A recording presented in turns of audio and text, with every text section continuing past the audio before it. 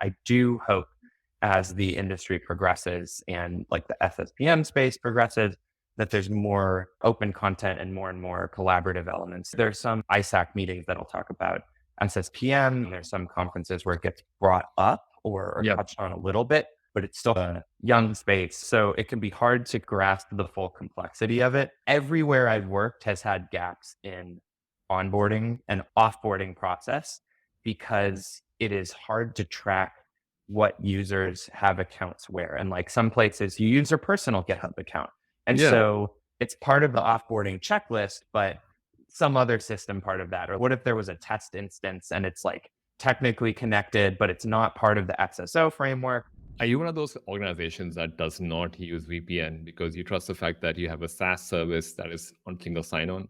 If you have gone down that path, you probably are also aware of the blind spot you have if you're not looking at SaaS applications from a security lens. Usually, this is because SaaS services like your Salesforce, Workday, or any other SaaS service out there is usually not managed by the security team. It's managed by corporate IT or it's managed by company employees who have nothing to do with security. So maybe if you have read the Okta breach or other breaches that have happened in terms of supply chain, you probably would find out that each industry has its own challenges with its own unique type of SaaS services. For this episode, we had Max Feldman from AppOmni. He has been in Salesforce as a ProdSec person and has been in the ProdSec space for a long time. And as someone who came from the SaaS field into this, we spoke about what is something called SSPM by Gartner and what does it mean? What does SaaS security really mean in terms of what are some of the attack vectors that people can look out for?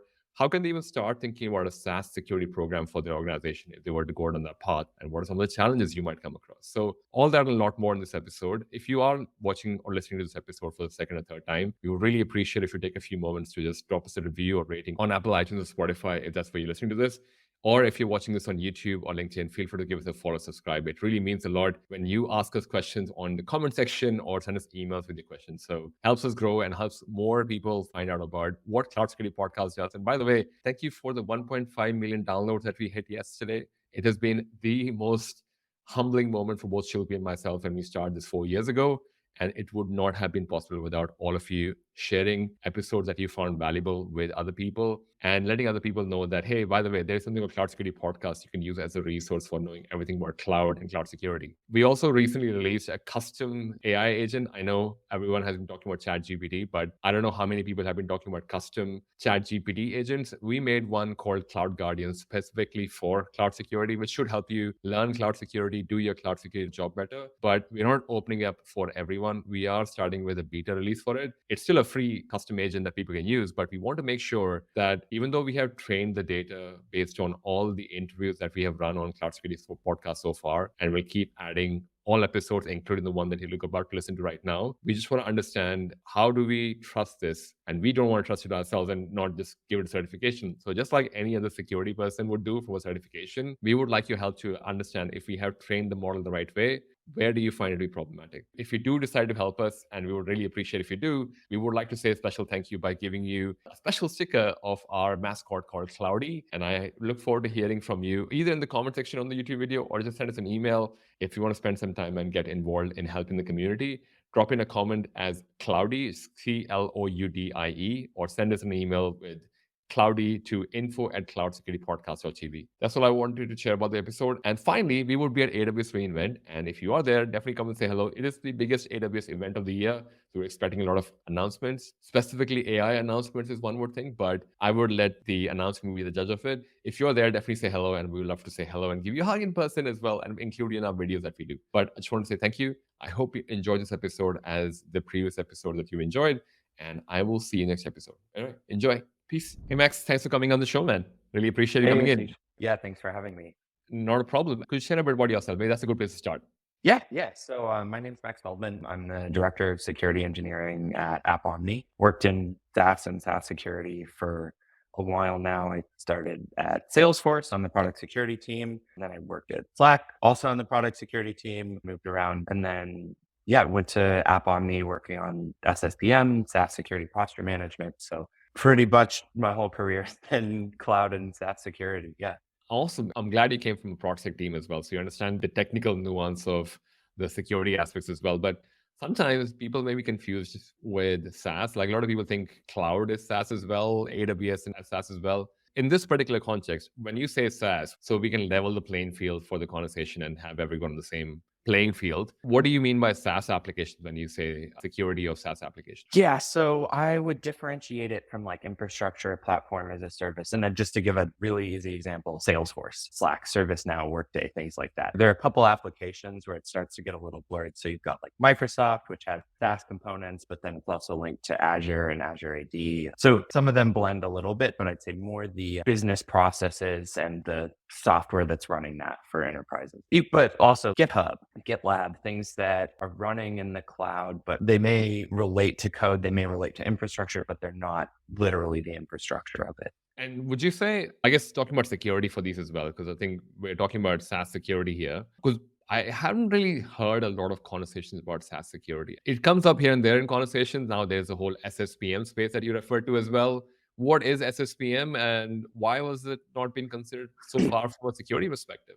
Yeah. So it stands for SaaS Security Posture Management. It's analogous to CSPM, but for these SaaS applications. And it's a little more niche and specific to SaaS apps. I'd say a maturity and understanding, and there's other unique issues in the SaaS space that make it a little bit harder to maybe understand at a glance. So I think like with infrastructure, with cloud services, it can be fairly straightforward to say, oh, our servers are out of date, or there's some vulnerability and we need to patch it, or all of our infrastructure runs in the cloud, we need to secure it.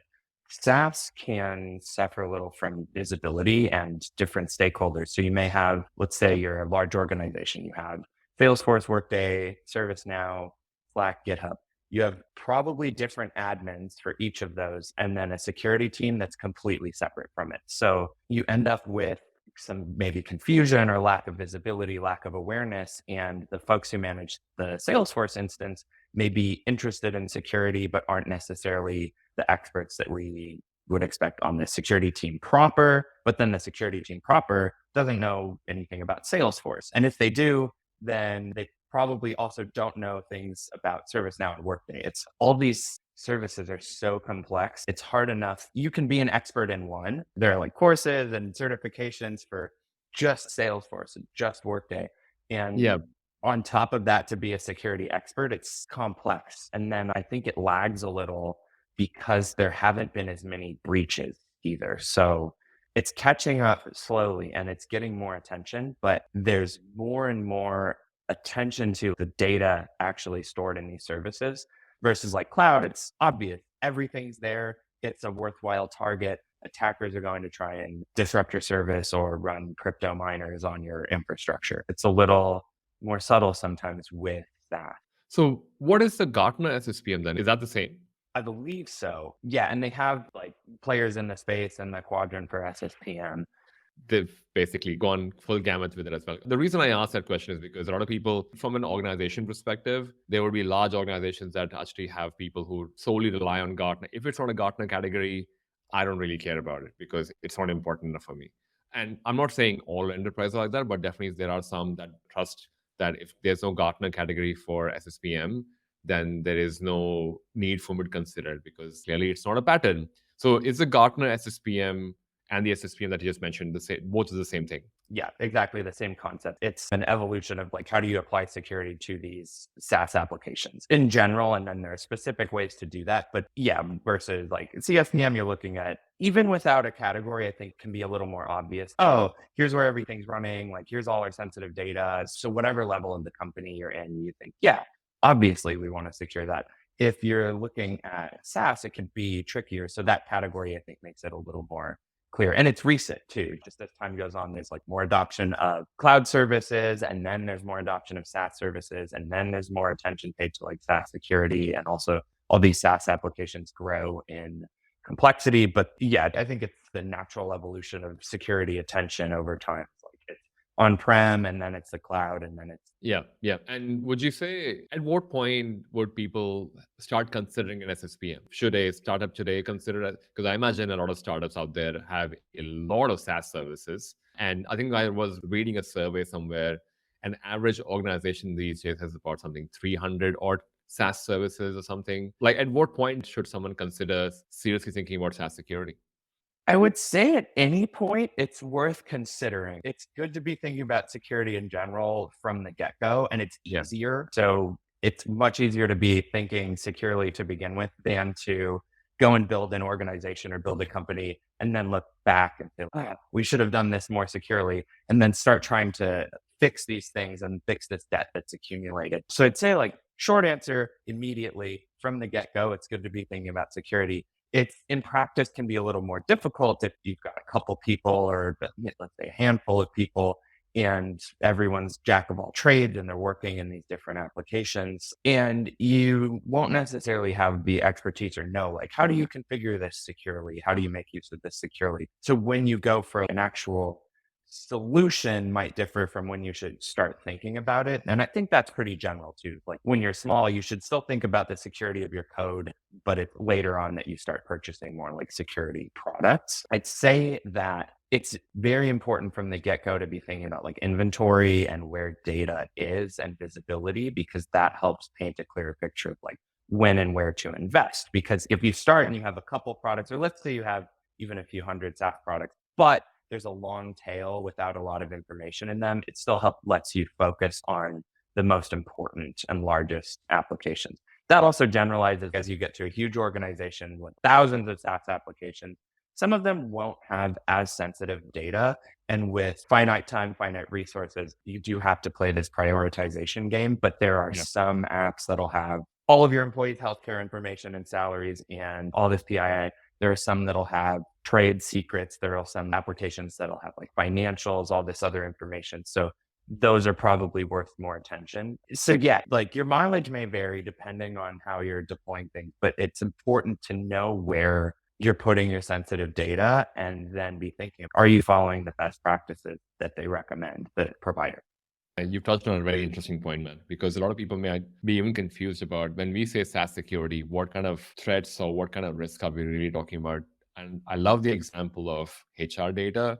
It's like small company, large company, all of us have employee information for their home addresses, social security number. There's a lot of information, like your emergency contact, like you can keep going on. And it's also important to understand the SaaS security risk is not just from a perspective of, hey, I want to make sure that Ashish has the right amount of access on the SaaS service. It's also about the fact that the systems that have data that I care about, if it was to go out, and I obviously don't want to use the breach as a way to talk about this thing, but I would say that if it would concern you that if this system was exposed to the internet, then I think it's definitely high on that priority list for it has sensitive information for me to actually consider this seriously. Yeah, absolutely. And sometimes that's the case. Like it is actually information exposed to the public internet. Like sometimes it's exposed within the organization. So it might be easy to think, oh, we're all at the same company. It's not the biggest deal. But if you get to a company or an organization that has like tens of thousands or hundreds of thousands of people and that HR information is exposed or information about like company financials are exposed, that's additional vectors for an eventual leak to the external world. One could imagine, oh, if you could see all the salaries of your coworkers, or you could see information about them or their performance reviews or things like that, creating a kind of worse work environment. And then if it's exposed to the internet, it's even worse. That can happen depending on like some applications are just so complex and have so much data in them. It could be, okay, over permissioned for internal users, for certain types of users, for external users. Maybe there's a customer success venue and that is open to all customers, but maybe that's also open to the world in general. So you might have a case where, oh, you think it's locked down and it is via the UI, but it's not via the API. We've seen like all sorts of different edge cases and cases of just like information exposure. And then you could imagine, okay, what if it's like an HR system or it's a company that's tracking all of its customers in a CRM solution and then they leak their customer information. Like customers aren't going to be happy about that. So yeah, I would differentiate for SSPM and SaaS security, there's like the security of the platform itself, and that's managed by the provider. Like I used to work on those teams. They're big and they're very invested in making sure that these SaaS providers are secure. So making sure things are patched, like running a bug bounty, following best practices, But the complexity is where it starts to be the responsibility of the implementers and the deployers and the users of these systems. And with so much complexity, it's possible to shoot yourself in the foot sometimes. Yeah. Or not necessarily realize like the scope or the importance, or not realize how the future users are going to be using it. Or maybe you set up some like Salesforce or something, and then future users think, oh, this would be an awesome use case for Salesforce. It's super powerful. We can write our own custom apps. And then they're not as familiar with Apex and Visual Force and the security to use there, and they created this cool app. But there's so many unforeseen paths that the SaaS deployment can take. And even if you start off, sorry, that was a bit of a tangent, but you've got your security provided by the provider and then this complexity where things can go wrong. Quote unquote shared responsibility. The cloud model is also applicable for SaaS services as well. Yeah, exactly. And I think there are a lot of analogs between cloud and SaaS, CSPM, SSPM, the things to be considering, and that everything has its nuances. But I think at a high level, there are a lot of similarities. And we also see one other thing about awareness is over time, the cloud became more and more poked at by pen testers and attackers and security professionals. And so early on in the days of AWS, you have S3 buckets exposed all the time. And then there are tools, there's automation. It gets a lot of attention. You don't really hear about it as much anymore. It's still possible, but it received a lot of attention. I think SaaS is trending in that direction, but hasn't fully hit it yet. It's more and more people are putting eyes on these, and more people are like finding automated tools for checking for SaaS misconfigurations, but it hasn't quite hit the same state where it's like, oh, if you haven't exposed that 3 bucket, 10 people are stealing the data immediately because everyone's running a scanner. Yeah. And would you say, wasn't there like an Okta breach that happened recently? Would that be an example of a scenario where it's not that it has never happened? It has happened in terms of a third party or like a SaaS service actually being breached. Yeah, there's that. We've seen it in organizations where SaaS was a pivot point or an entry point, or it was the SaaS application that was breached and then data was exfiltrated from there. So that's not the first, won't be the last. And there's so much complexity in it. If you could get into, let's say, an IDP and then pivot from there, you might be able to reach other parts of the company or internally. Let's say you get into Slack and you compromise a Slack account. You start messaging people, say, hey, click this. Then you pivot, you try and get access in other ways. And there are like defenses against that, but they're all complex and like different entry points and pivot points. And it's hard to be mindful of all of them because you have your IDP. Okay, that grants access to everything. So watch out for that. But also Slack for social engineering and for getting access to other accounts. And also maybe like Google Docs or Microsoft, you start circulating something and internally within a company. And it has happened before. And sometimes it affects like the company itself. Sometimes it affects like the user or just a specific company because of the way they implemented things that granted access to attackers, and then they established persistence. If you can pivot from one account to another, maybe you pivot to an account that has code ownership, and then maybe you establish persistence on the servers themselves and you have access to everything, but your starting point was something simple. So it exposes this entirely new attack surface, and then every application can be another attack surface. And some of the SaaS applications are going to have, if it's an IDP, it's every employee. Literally everyone is in there. Yeah. If it's Salesforce, maybe fewer, but still a big chunk of the org. If it's GitHub, it'll be like an engineering section of an organization, but Slack will be everyone, or Microsoft Teams would be everyone. And so having all of these running simultaneously, you're no longer thinking, okay, don't let someone's endpoint get breached, or don't let let's watch our emails and look for suspicious attachments. You're looking for anything. And you have to have the protections on all of them, because if, let's say, you disable like SSO and MFA on one app, then maybe that's used as a pivot. Yeah. A lot of people assume that the safety is in the fact that there is single sign-on on all SaaS applications. So the day Ashish leaves, his access is being revoked. But how many SaaS applications out there support SSO, and how many of them support SSO without any extra charge for SSO? Because the SSO tax or the that's the SSO tax that people talk about as well, because there are SaaS applications that, yes, you want to have single sign-on and have a MFA, but someone has to pay for it from the SaaS provider's perspective. And that's where it becomes a conversation for let's talk about it in the next financial year or whatever. One thing that you touched on before we spoke about the types of attack was the similarities between CASB, CSPMs as well. What is the difference between a CASB and a SSPM?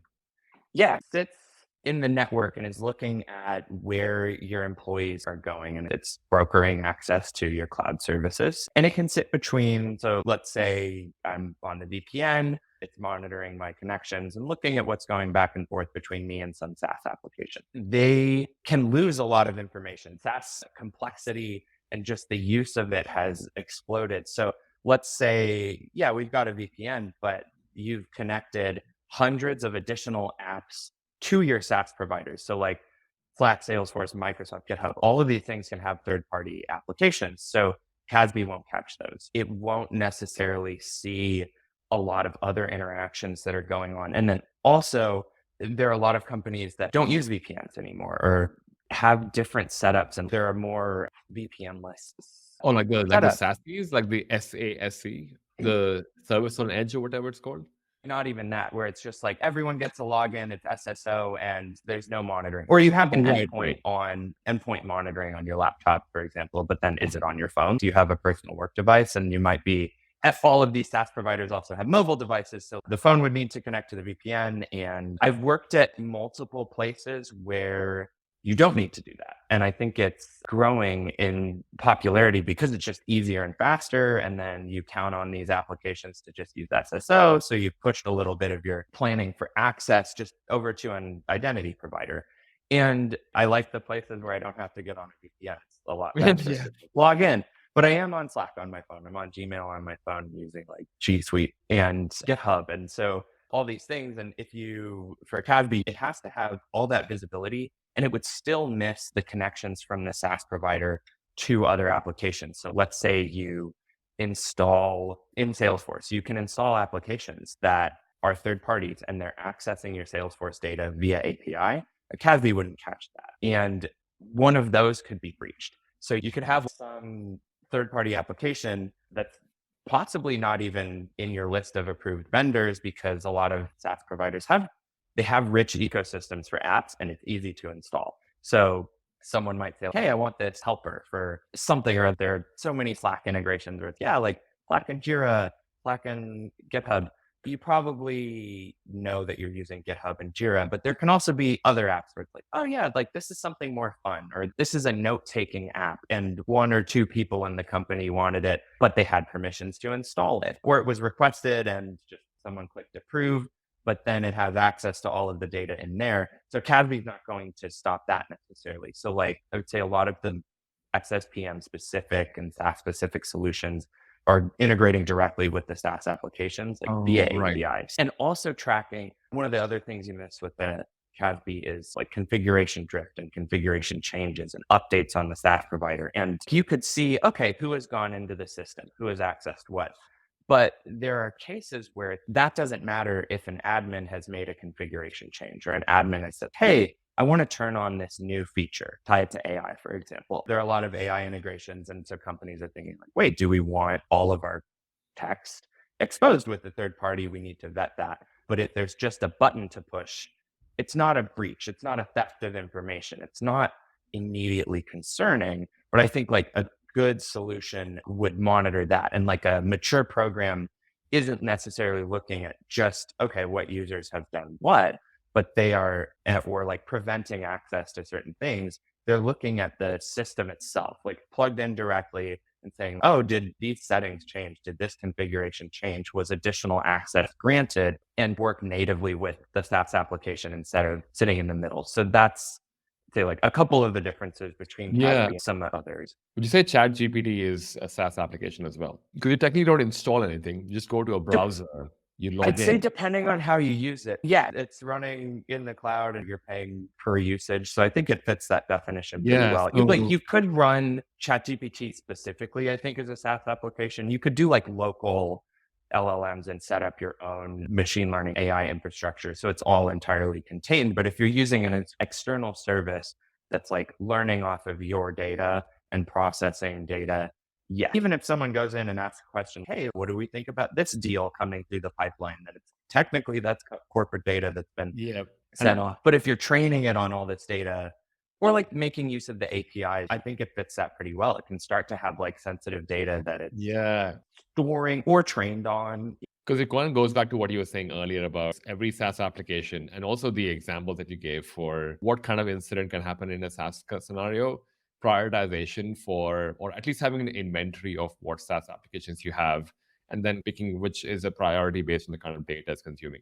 And I would imagine, because people might think that there is a lot of similarity between what a CSPM does or a CNAPP does these days and a SSPM as well. If I have a CSPM or a CNAPP, do I still need an SSPM? Yes.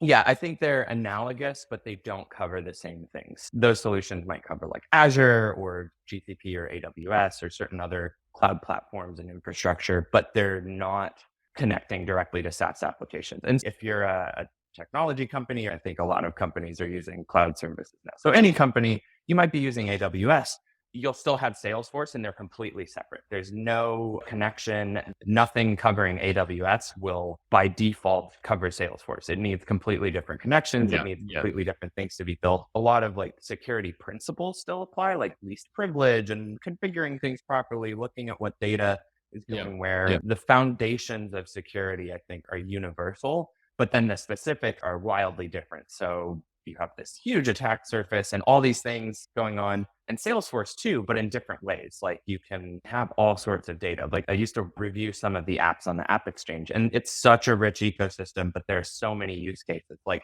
things I'd never thought of, things specific to industries that I had never worked in. So you have specific solutions for like CRM, great. Okay, you're tracking your customers. But what about healthcare? What about like oil and gas? And you have all these other verticals that have specific solutions and specific types of data in there. And it's all critical, business critical, sensitive, and it varies wildly. And then there are custom apps for it. You can customize Salesforce to hold all of this information. And it has, I would say, and similarly like unlimited potential use cases to AWS, just in a little bit different of a way. So you may not always be like writing code and building things from scratch, but you're still configuring things and you're still setting yourself up for complex use cases. So there is, while they're not the same and like the specifics and like the solutions are going to differ, it's also a lot of complexity. And same with other applications. You can like, there's some SaaS applications where pretty much limitless potential, build whatever you want,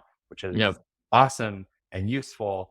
And also then what data is going in there and how is it actually built and who maintains it? So there's so much complexity. Oh, and you had also asked about offboarding and SSO, if that is that's like right.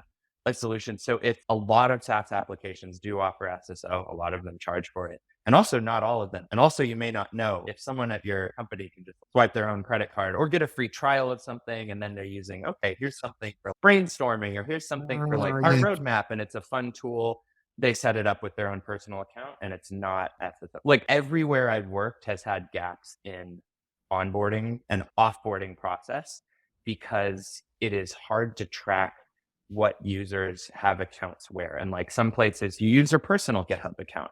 And so it's part of the offboarding checklist, but some other system part of that, or like, what if there was a test instance and it's like technically connected, but it's not part of the SSO framework? So an SSPM solution can offer more insight into that because you're tracking every app, you're pulling straight from the API, you see the users, and then you have a central place so you could connect to HR and say, okay, or your HR system and say, okay, this person's offboarded, here's all of their accounts. Wouldn't necessarily catch everything. Still, if I go and sign up for a free trial of something, and then I just start typing and saying, here's everything I think about our roadmap and our corporate secrets, that's hard to track, like kind of shadow IT. But if I'm doing that and there's an SSPM solution connected, then there's awareness. Yeah. So if that process is followed, it's a hard problem to stop people from just like typing things into wherever. But when they're like a SaaS solution that's being used and like officially supported, at least you can handle that offboarding a bit better, even without SSO, because you have something that's really got visibility into all your crannies of your SaaS. Would you say like the whole phishing campaigns where all we are trying to do is not make the person click the link, the same way, at least having awareness to the fact that, hey, by the way, if you use Salesforce or any other SaaS application, please make sure you don't use your corporate data in there for whatever reason, unless it's an application that we are all aware of as an organization that we're paying money for or signed up with a free trial. Like that kind of awareness, I guess, just to extend that example a bit more, for people who may be thinking about doing a SaaS security program in their organization, what's the starting point? I feel like we're starting a phishing campaign now, but what's a good place to start for someone who's probably listening to this and maybe considering having a SaaS security program start in 2024? Yeah, so there are a lot of good places to start. I think the first place for any security program is to be thinking about like your goals and the risks and like what data is at risk and like an understanding that it's really everything. And then I'll offer some like kind of general thoughts and then maybe more specific like resources for starting points. But like one thing in security, like I found this in ProdSec, I think it applies everywhere, is like investing in a happy path for people. So if you're writing code, make the secure choice the easiest one. So make sure that your security review process is easy and it's accessible and pleasant. And then it's the same with signing up for SaaS applications or like vendor risk and review process. If someone wants an app, make it enticing for them to do it so that people don't try and circumvent the process, because the process is easy and it's designed with people in mind. So maybe someone wants some solution for like note taking, and there's one that's supported, there's one that's not. It should be easy to request the new one. And it should also be easy to say, hey, we have this supported solution. But if everyone involved has at least a little empathy, then you're thinking like, okay, why do they need this solution? Is what we have enough or not? And then how do we do a review process that's quick at least? And so having the secure path be the happy path, be the easiest thing, that means people will be forthcoming. And it ties into other aspects as well. They'll report phishing emails because it's easy. There's a channel to do it and their work is acknowledged and thanked. And so same with doing a vendor review or asking for permission. Make it enticing to ask for permission instead of to just go do whatever and try and deal with the consequences after the fact. I think the starting point is empathy and thinking about what are the consequences and the benefits, and then thinking about like the human aspect of everything that you're doing. Then like more specifically, there are various like SSPM solutions. Some are more suited for small companies, some are more suited for larger companies. Sometimes it's hard. If you're a small group, you don't want to spend extra money on security. You're really trying to get out like an MVP. You're trying to get your work done. And so then that could be a little tricky, like how to start with no resources allocated. And I think it's important to consider the downside and the consequences otherwise, because you may be able to put off security a little, but as you accrue debt, you set yourself up for a disaster that's going to eat away at time and resources in the future. By actually doing it and at least investing some time early on, you save a lot of pain down the road. And then investing some money early on, I think, is also important for a security program in general. Maybe it's SSPM. My personal opinion, SSPM is super important. Everyone's using SaaS applications, so you should be mindful of that. But perhaps your first step is purchasing like an IDP. So at least everyone is logging in from a central place. And then maybe it's some lightweight security software that helps a little, or maybe it's a bug bounty. Maybe you're releasing something and you think, okay, we don't know everything that's going on. At least we can reward researchers a little bit. For starting specifically with SSPM, there are like Gartner has some resources. It's interesting in tying it back to the maturity of the space. If you Google SSPM, all the results are vendors. So as opposed to if you Google like web application security, you're going to get OWASP, and there are talks and there are like open source communities and resources and tools. And then the SSPM space, I don't think has hit the same level and same maturity. And it's a little more niche, but it's still a huge space. There are so many SaaS applications and so much data in all of them. But right now, a lot of the information tends to be provided by vendors. And AppOmni, where I work, we have predictions, SaaS and SSPM predictions coming for the coming year.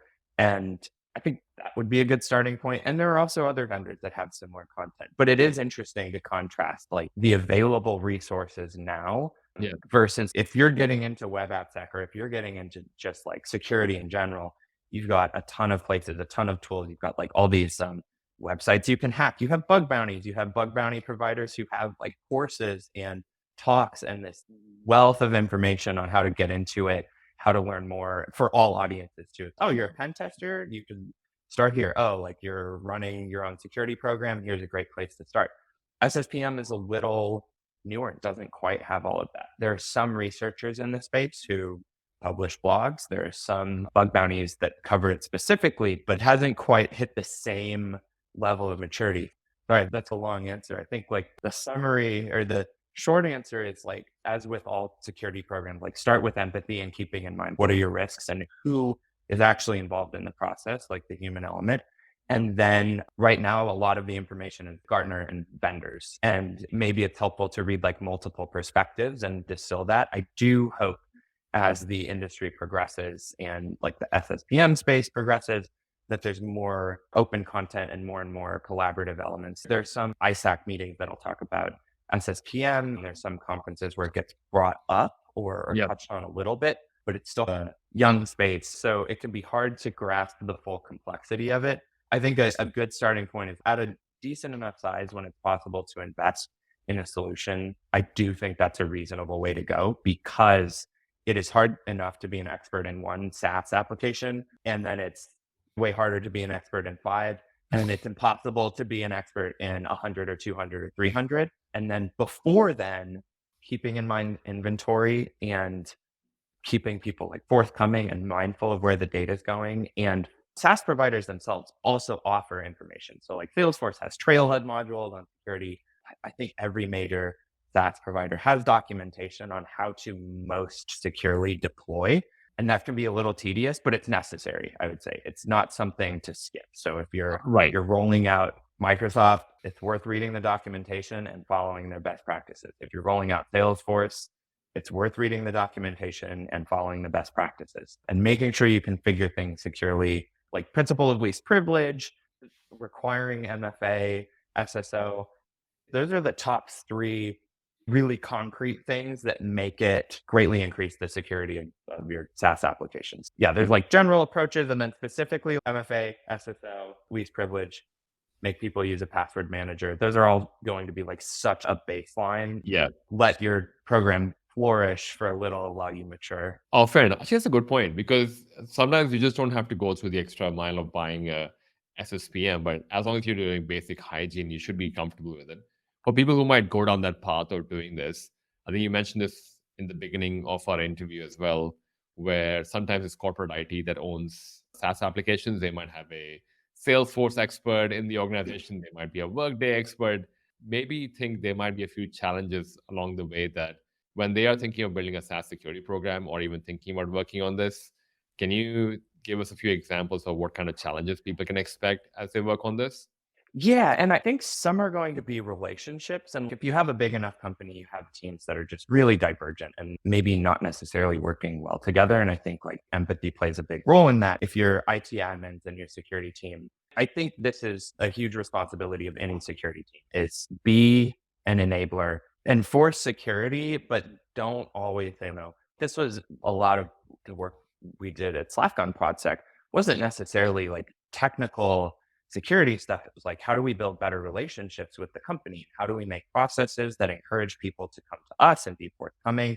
And how do we enable people to move quickly and securely? Like it doesn't have to be one or the other. It doesn't have to be a trade-off. And I think it's important for security teams to realize that. And when you have that foundation of a better relationship, it's easy for the IT team to say, hey, we're thinking of enabling this, or we want to make these changes. What are your thoughts? But if you have a contentious relationship, that's going to be a challenge. If security is viewed as a blocker, IT and administrators of these SaaS systems want to get things done, they won't go to security. As with anyone, like if you're a software engineer and you think, okay, I want to ship this and security will slow me down, you would avoid it if possible. Maybe not, but it's easy to say, I have pressure to do my job quickly. Yeah. Do it well. And security may not be part of that. I think it should be, but it may not be the pressure that you're receiving as an individual. So maintaining that good relationship, I think that's the fix for that. But that's one of the challenges. One of the other challenges is that might be faced, like how much debt there is in terms of configuration. If you started using some of these applications 10, 20 years ago, they've evolved in the meantime and become more secure over time and become easier to configure over time. But there may be like legacy features. You'll see like legacy auth in some providers or like legacy features that are dangerous, but still supported for now. And so that can be a challenge to say, okay, how do we change this without breaking our process? Or I've seen this before where some process or some feature relied on a bug that needed to be changed and needed to be fixed. So, okay, how do you work with a team to find a new solution? And that takes, I think the solution for that is also empathy and patience, like so that a security team can help be an enabler of the functionality that was already there Yeah. while moving to a more secure state. But that's definitely the longer you've been on SaaS application, the more perhaps like bad practices that happen. Or if security wasn't a priority in the rollout, like same with coding, same with anything. If you the longer you wait to be secure, the harder it is to get there. So I'd say those are some of the problems. Some of the others are just the knowledge gap. Like security experts know a lot about security and not so much about the SaaS platforms and providers. And the SaaS experts aren't necessarily security experts. Like a lot of people I've interacted with are great at security and are interested in it, but it's two different spaces with two different incentives. And so some organizational alignment and investment from everyone at all levels and acceptance that like, security is important and it doesn't have to be a blocker, that can help there with the knowledge transfer or the trust that you can build between each other. It's nice if they know why to make some change. It's nice to be invested and on board, but if they also trust, hey, the security team says we should do this, it can be easy. It can be a quick, okay, yeah, we'll do it. We don't have to question it. And same with the security team. If they say, why do you need this process? Maybe they don't have to ask why. Maybe you can say, okay, great. Yeah, like you need that process. Okay, how do we do it securely? And it's good to have, you can have a healthy conflict between teams, like openness Yeah. and transparency. But I Yeah. think maybe other people would disagree, but I think a lot of like challenges and solutions end up being relationships and collaboration as opposed to, oh, how do we solve this really hard technical challenge? Like most of what I've seen hasn't been like, okay, we need the best like crypto geniuses in the world working on this. It's more like, okay, how do we get aligned and how do we have a nice working relationship so that we can solve this?